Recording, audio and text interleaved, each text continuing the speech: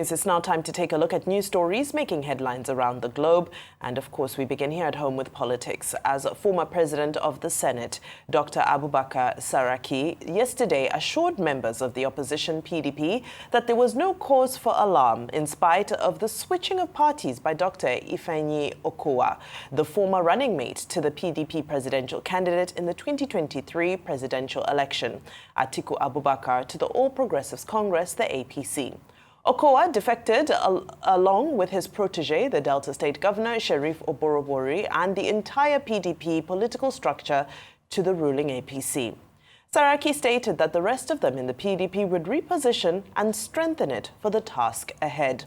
This was just as the national chairman of the ruling All Progressives Congress, APC, Abdullahi Ganduje, yesterday declared that the 2027 elections were already a done deal for his party, boasting that more governors of the opposition party were still coming to join the ruling party.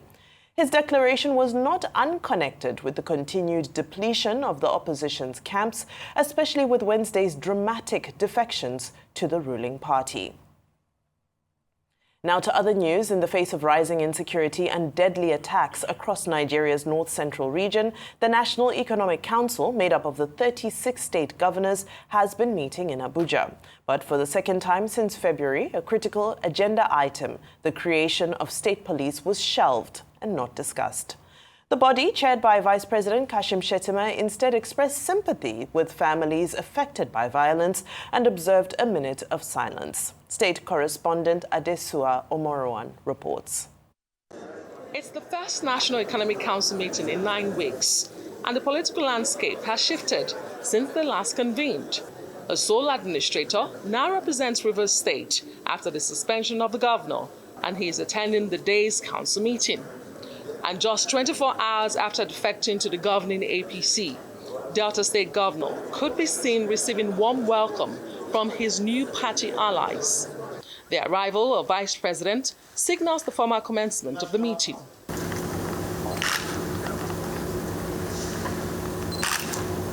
A moment of silence for victims of ongoing violence, especially in the north-central states. The council expressed sympathy to affected communities. But after hours of deliberation, the pressing issue of state police postponed in February was deferred again, despite all 36 states having submitted proposals months ago. Well, for your information, as part of our agenda today, state police was part of our agenda today. But unfortunately, because of time demands, and after a very long, we have been there for a very long time now, the presentations were unable to get to that bit of it. So I can assure you that in our next meeting, that issue will be exhaustively discussed. Beyond that deadlock, the council received major policy briefings. Among them, a 10-year livestock transformation plan by the new Ministry of Livestock Development aimed at modernizing herding practices and reducing farmer-herder clashes through private sector investment. The presentation projected that the strategy will build up to $74 billion down to $90 billion in that sector by the year 2035. In direct partnership with the sub-nationals, the state governors, and the private sector and foreign investors under a very sound federal regulatory umbrella. And this investment will be prioritized into 5 key pillars between now 2025 and 2026. The Education Minister also presented a federal initiative to strengthen technical and vocational training. States were urged to equip technical colleges and hire instructors to meet rising demand. So the minister was asking council and all the members of council, especially the state governors, to also participate in this new initiative so that now we will continue to reduce unemployment, because once people acquire skills, then once trained, they are no longer people looking for jobs in the market. Meanwhile, The Council approved the Green Imperative Project, a $1.1 billion Nigeria-Brazil partnership focused on large-scale food production, processing, and agribusiness investment. Also discussed is a revival blueprint for Nigeria's once thriving cotton, textile, and garment sector. And proposed the idea of setting up a regulatory board to ensure that that sector is once more stimulated. The presentation highlighted the potentials of developing cotton business in Nigeria and the prospects of using it as part of the economic stimulus package of the federal government. As insecurity persists and communities continue to bear the brunt of violence, the President has ordered a comprehensive review of national security strategies. Yet, the question of state police, seen by many as a crucial step forward, remains unresolved. In the face of mounting threats, how much longer can this conversation be delayed? Adesua Omoruan, Arise News.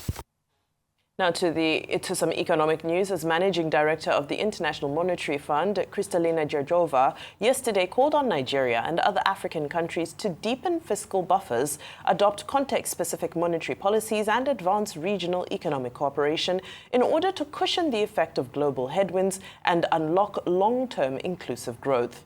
Georgieva pointed out that while Africa remained home to some of the world's fastest-growing economies, a significant number of low-income and fragile states were increasingly falling behind, especially in the wake of slowing global growth and rising geopolitical risks. She also stated that while the direct effect of trade tariffs on most African countries was minimal, the indirect consequences, particularly from a slowdown in global growth, posed more serious challenges, especially for oil-exporting countries like Nigeria. The IMF Managing Director urged Nigeria and other governments in Africa to do more to expand their tax base and tackle leakages through digital tools. She warned against copycat monetary policies, urging central banks to respond based on country-specific inflation pressures rather than mimic regional peers. So we have a little bit of everything this morning. Dr. Abati, what is your take? Let's start with the more serious topic, which is the Washington spring meetings of the IMF and the World Bank. Now, this week, we have had a number of events on the economic front. One, the Article 4 consultation meetings in Nigeria, which was concluded, and the report given.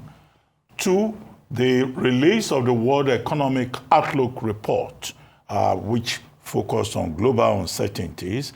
And then three, this meeting between Kristalina Georgieva, the IMF Managing Director, meeting and greeting the Nigerian delegation, including the CBN Governor Cardoso, and also, the Minister of Finance and Coordinating Minister of the Economy, and what she said. Now, if you put all of these three major incidents together, the emphasis has been on global uncertainties, deepened by the tariffs. Two, the IMF offering an outlook, saying that, look, global growth for economic growth for 2025 is going to be revised down, has been revised down from 3.2% in January to 2.8% in March, April. And that next year, the outlook will go up to about 3%. For Nigeria, for a country like Nigeria, the outlook for this year still stays at it's within the range of 3%. For countries like Japan, it has gone down very considerably. For the United States, they are even projecting 1.8%. However, at this meeting yesterday, to just cut through the chase, the IMF boss had a number of advice for emerging markets, frontier markets in Africa. She made a number of points, which I would like to reiterate. One, that this global uncertainty, this tariff regime, the direct impact on African countries is minimal. But in terms of the consequences, African countries will be heavily impacted. And she was focusing in that conversation with the Nigerian delegation on Nigeria, Ivory Coast, Ghana, Egypt, because these are economics that will be, indirectly impacted, even if the impact in terms of Trump's tariffs may be very minimal. And it was on the basis of that she offered advice, not just to these 4 countries that she highlighted, but to the rest of Africa. One, I like the point she made about infrastructure. Our infrastructural development, investment in infrastructure will promote growth, help growth, stability in Africa. 2, she made a point about corruption and the fact that African countries have to work on their image. And in that regard, she was talking about corruption and poor leadership in Africa. Again, in that regard, I think she has a very strong point. Now, she talked about taxation. She said that the tendency for African countries is to tax the people, but there is a lot that can be done in terms of addressing issues of tax avoidance and tax evasions. I also think that that is also a very good point to make. So in other words, she also made another point about economic cooperation. We have been making the point here that Africa trades more with the rest of the world than within Africa. And she was talking about regional economic cooperation and African leaders leading or learning from the example of the Asian countries, where within the auspices of ASEAN, there is a lot of collaboration. So that, in my view, is also a very important point. But she summarized it by talking about fiscal buffers. These fiscal buffers will help the people. And yesterday, you were talking, Vimbai, about social spend, right? So emphasis on the people should be the focus of economic policy so that there can be a proper correspondence between the economists and the people. So I say this is a more important point, subject within the context of the spring meetings of the IMF World Bank, which is being covered not just by the Arise team, but also by a team from This Day newspaper that wrote this particular report this morning in This Day newspaper. Now let's go to the provincial matters. Where do I start from? State police. Now, this is the 3rd time that the National Economic Council, the NEC, chaired by the Vice President of Nigeria, will postpone the issue of state police. November 2024, we were told that 36 states minus the FCT joined later, because it enjoys the status of a state and supported the idea of state police. Now, in February, the NEC was again supposed to meet. They said they were too busy, they could not discuss state police. In April, now they could not discuss state police. Now, Governor Doyediri of Bayelsa State has now promised us that this subject will be discussed at a later date. Now, all of this should be seen within the context of the security challenges we face in Nigeria, either in Benue or Plateau, or the resurgence of hostilities and banditry and insurgency in Borno State. And that was why when the president returned from his 19-day trip abroad, he immediately called a meeting of the security chiefs, service chiefs, and he gave them their marching orders. Now, which means that the challenge of insecurity is very important. All the governors, including the governor of Kaduna State, Uba Sani, including the governor of Benue State, Yasin Talia, including the governor of Borno State, Professor Zulum, they have been saying, yes, as responsible persons, they will naturally want to protect their people, but the Constitution does not give them the powers.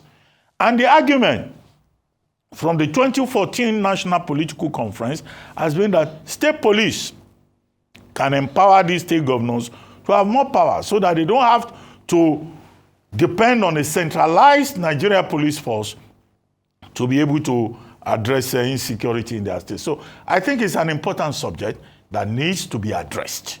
And for as long as we keep postponing it, we're just postponing a serious reality that we should face. President Tinubu himself, as governor of Lagos State, I'm not making this up, this is not from Google, I was here. He defended state police He defended the idea of federalism. In fact, he was a champion for true federalism, as he called it. In fact, he wrote a book on it. So President Bola Ahmed Tinubu has a responsibility to address some of these core legacy issues that he had always defended in writing, in speeches, in terms of his contributions to public debate. That is the point about state police. It's an idea whose time has come that cannot go away. Now, the other provincial issue has to do with statements about the defections in the political parties. Well, Senator Bukola Saraki has said, well, this shows how, the polity has gone down, that a former running mate on the platform of the PDP will lead a mass defection in Delta State from the party. Well, with due respect, Senator Bukola Saraki himself seems to have forgotten that ahead of the 2015 elections, he was the leader, or one of the leaders, of the new PDP that fused into the APC, this same APC. So he raises moral questions when he says, well, he thinks that a former presidential running mate should not have behaved in this manner. How did he himself behave in 2014, ahead of the 2015 general elections? But he has a point. The point that I made yesterday, that this can be an opportunity for the People's Democratic Party to reinvent itself. It can also be an opportunity for the People's Democratic Party to drop the ball. So, in that regard, he has a point. But about his moralizing, we all know that politicians can be very opportunistic. And this is the point that a lot of people have made. As for Dr. Ganduje, who has been very triumphant and who is saying 2027 is a done deal, everybody is going to come into the APC. Okay, what do you expect him to say? He's chairman of the APC. He will, of course, after all, yesterday, he received some people led by Senator Samaila, Senator Kawu Samaila, Kano Stout, NMPP, all of them going into the APC. In Osun State, Honorable Oye from Ifelodun constituency, federal constituency, he's also now in the APC. So the threat, again, as Senator, Saraki properly addressed it, identified it, is a threat of a one-party state. But finally, and I will summarize now, I think the more political issue yesterday was this story that came out about Vice Admiral Iboki Bass, the sole administrator of Rivers State, shunning the House of Representatives. The House of Representatives House Committee, had established an oversight committee, and they were told, on April 15, the sole administrator of Rivers State to appear before the House of Representatives on April 17, and he shunned them. Look, that House of, in fact, the National Assembly, they should call for the arrest of the sole administrator of Rivers State. On what authority is he going further to assault the Constitution of Nigeria? In the first place, his appointment is not known to the Constitution. The President quoted Section 305. We said that that appointment of a sole administrator is not known to the Constitution. Under the Constitution of Nigeria, Iboki Bass does not enjoy immunity because he is not an elected representative of the Nigerian people. That's why the National Assembly can call for his immediate arrest for refusing to follow the dictates of the Constitution of Nigeria. Section 11, sub 4 thereof. Section 11, sub 4 of the 1999 Constitution says that it is the National Assembly that will oversight any state where there is no elected governor. In the Gazette, proclaimed by the President, he said he will give directives to the sole administrator in Rivers. Well, we don't know what directives the President has given the sole administrator. So what the sole administrator is doing in Rivers State is compounding the illegality. And that's why we insist that a resolution should be passed by the National Assembly, condemning him, inviting him again, and if he continues with his impunity and disrespect for constituted authority. I repeat the phrase, constituted authority. They should call for his arrest. He does not enjoy immunity under Section 309 of the Constitution.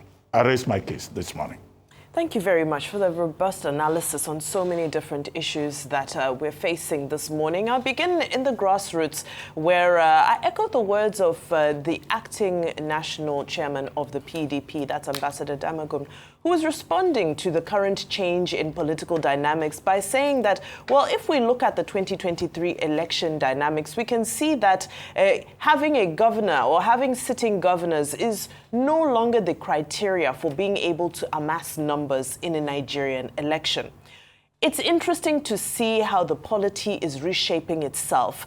More interesting to see how the Nigerian people will realign themselves moving forward. Last time we saw the emergence of a third force, and yesterday I said this time we might see the emergence of what we might call a fourth force, since there's already an opposition coalition in play. However, what is becoming clear and what we will have to decide as the days unfold, because we still have a long time before 2027 comes, is the fact that federal might. Are we going to continue to allow a situation where federal might determines the outcome of elections? Or is the voice of the people going to resound as the voice of God? Because what we see is a play on federal might. And of course, this has become the blueprint of Nigerian politics. And this has become the blueprint of winning elections, the power of the incumbent.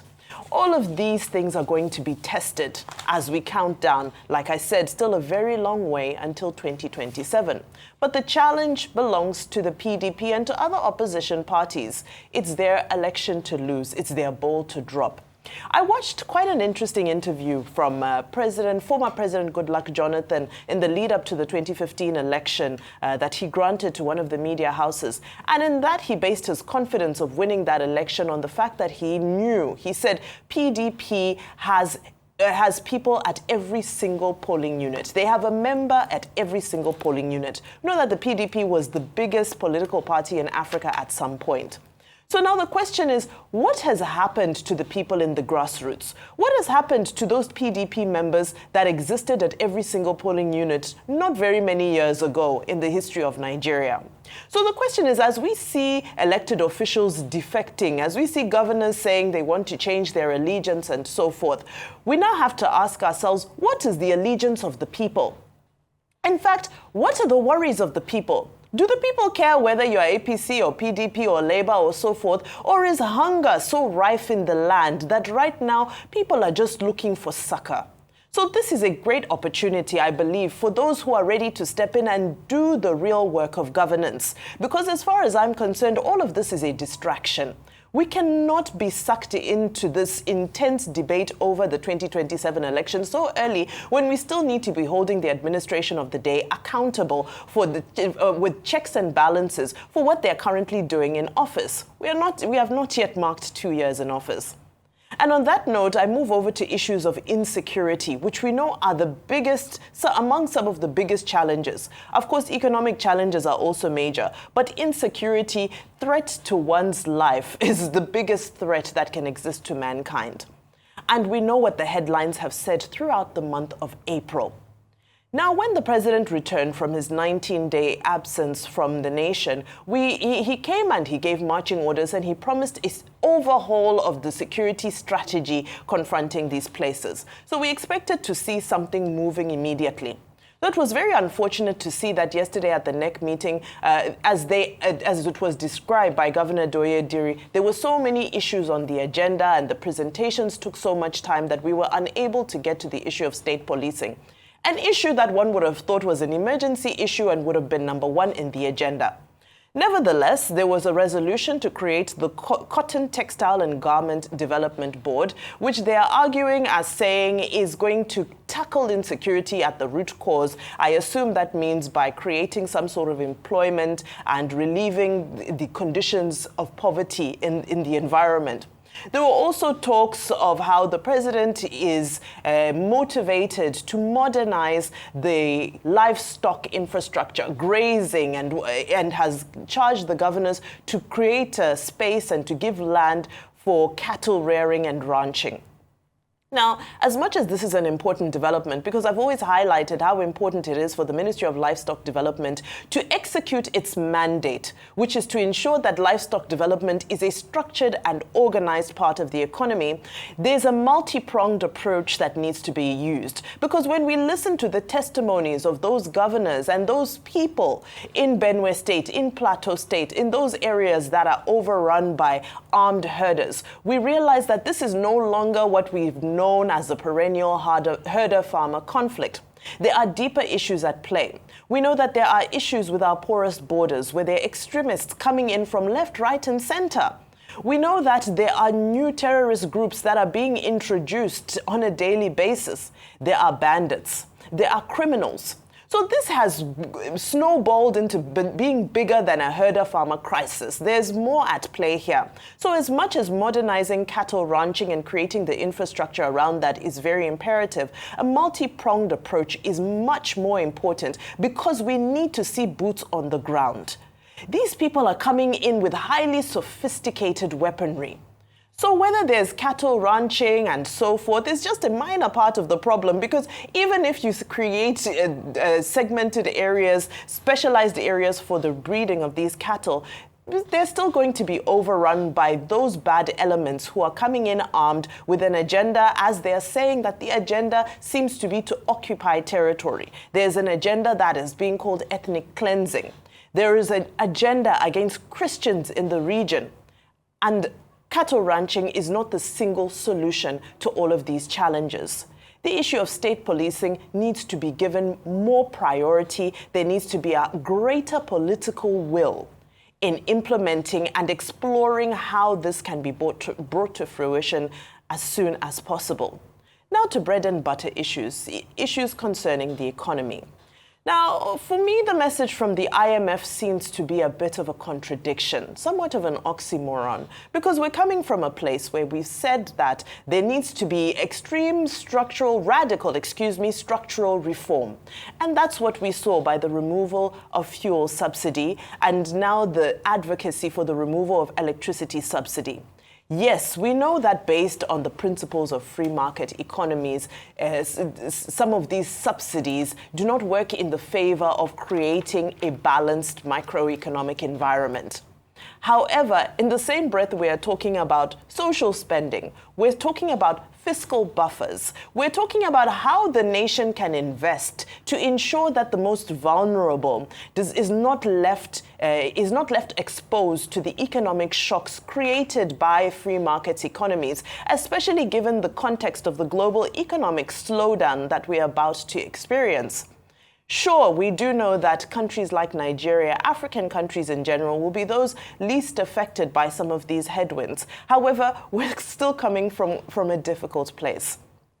So to now say with one breath we need radical structural reform that removes subsidies, and to now come and say, well, but the governments need to introduce fiscal buffers in the way of social spending so that the vulnerable are protected from some of the shocks, to me sounds like somewhat of an oxymoron, especially when you now introduce the conversation around tax. Because the strategy that was being pushed by Kristalina Georgieva is saying that African countries need to expand their tax bases. Now let's go around the continent and see what's happening with the issue of tax. Last year, we saw months of unrest in Kenya because of the pressure from the IMF on the Kenyan government to begin implementing some of the tax reforms as advised by the IMF. Because the people said, we barely have enough coming into our pockets, and you want to tax that as well? Where's the service delivery? We don't see it. In South Africa, there's controversy right now over the value-added tax that they wanted to increase. They've now had to do a U-turn and reverse the increase of the value-added tax because the common man said, how would you erode our income that's already being eaten away by inflation? So on the argument of broadening tax nets and widening tax bases, we have to be very careful about how we approach that with an already vulnerable society.